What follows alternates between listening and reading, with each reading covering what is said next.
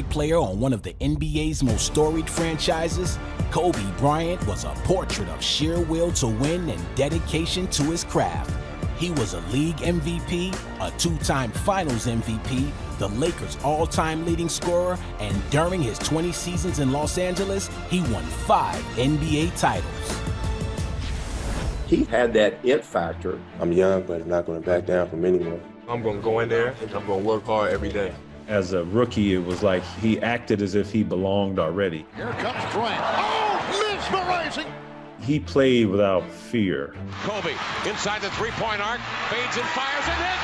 Kobe Bryant has hit a shot at the buzzer! He impacted so many people on and off the court, all over the world, on top of being at the very, very top of the game. So there's something in him that transcended basketball. 81-point game. To see that performance was unbelievable. Pump fake shot, reverse spin shot.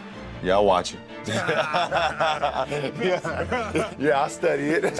Whenever you talk basketball, you got to speak his name. He is basketball. You can't have a basketball conversation without Kobe Bryant. The Lakers repeat back-to-back titles. He's the youngest starter in NBA All-Star Game history. At guard from the Los Angeles Lakers, Kobe Bryant. The first time I knew Kobe Bryant was real is when we was at an All-Star game and he comes to me and say, "Big bro, GP, tell me how every time I can't never get over a pick with you and you get over a pick with me and stay in front of me. Could you teach me?" When a young guy who is that talented and is coming up and becoming who he is, to come and ask another guy to teach him how to do something. With the spin, Bryant, Kobe's first All-Star hoop. It shows volumes of what he was. And I wasn't afraid to giving them tips. In the same year, he made all defensive team, first team with me. Here's a steal by Kobe. Watch this play. And then he continued to make it with me year after year. And I just thought about that and I said, that's a kid that had determination and fight and wanted to play basketball and do it the right way. The young man that you think may be as good a shooting guard or as good a player as in this game, and that's Kobe Bryant. Very special human being, man. I mean, like a lot of people know Kobe because of what he done on the basketball court, especially his career with the Lakers. But I've been knowing him since we were kids, and you know, very special human being, taught me a whole lot, especially from the simple fact of having a killer instinct. Like, people seen that when you hear Mamba mentality, like people hear that late, like Kobe championships, you know, MVPs and everything like that. No, he had that Mamba mentality at 15, 16 years old.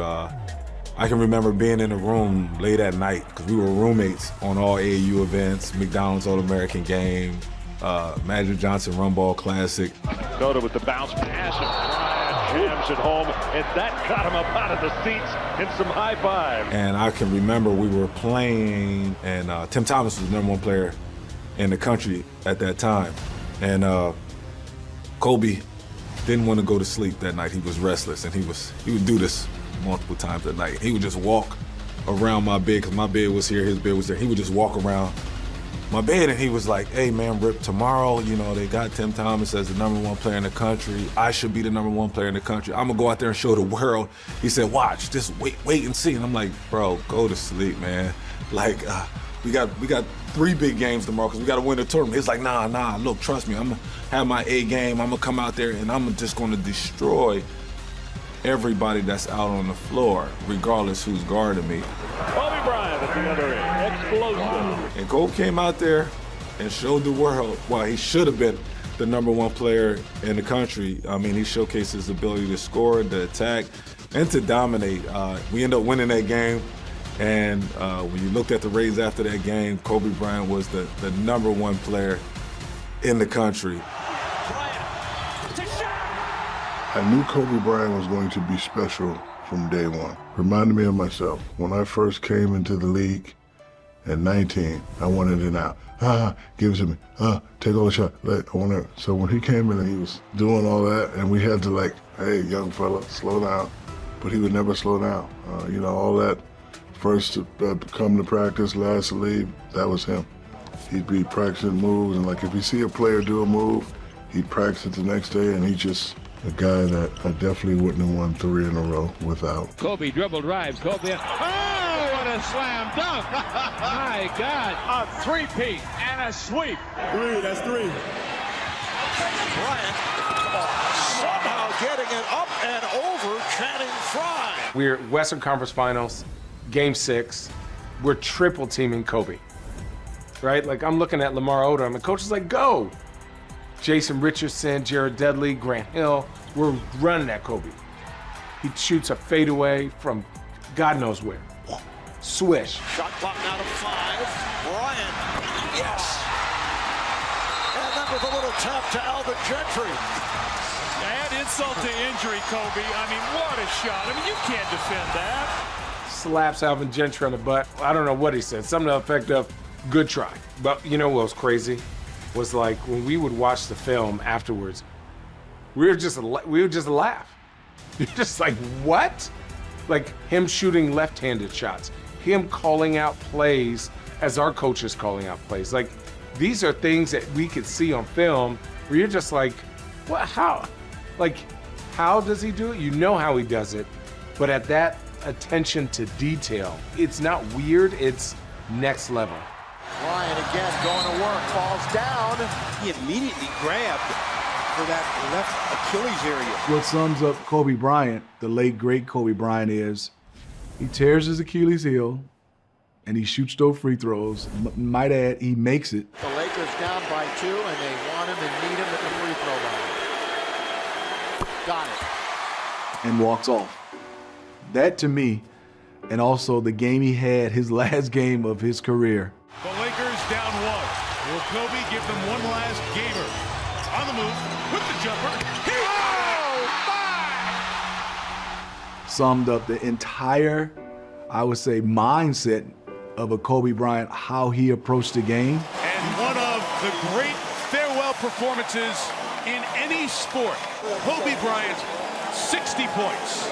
Stories I've heard as he's locked himself up 24 hours watching film after losses.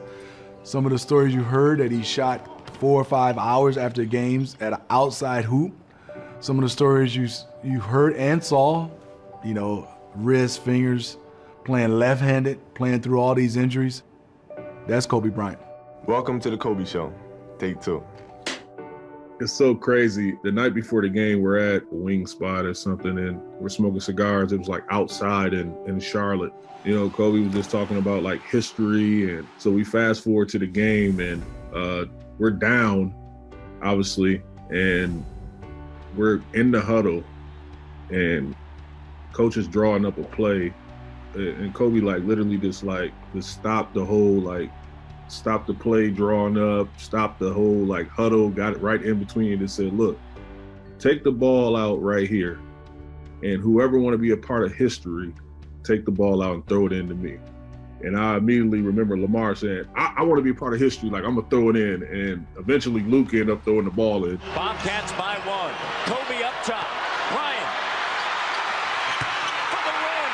How good is Kobe Bryant? Kobe had came off like a slice screen, got the ball at the top, followed through, and literally looked right at me, winked his eye like I told you, like game. And everybody just like ran, grabbed him, went through the tunnel, and literally the rest was history. Well, Kobe came into the league and just tried to start taking over right away, didn't he? He did. I mean, he came in right out of high school.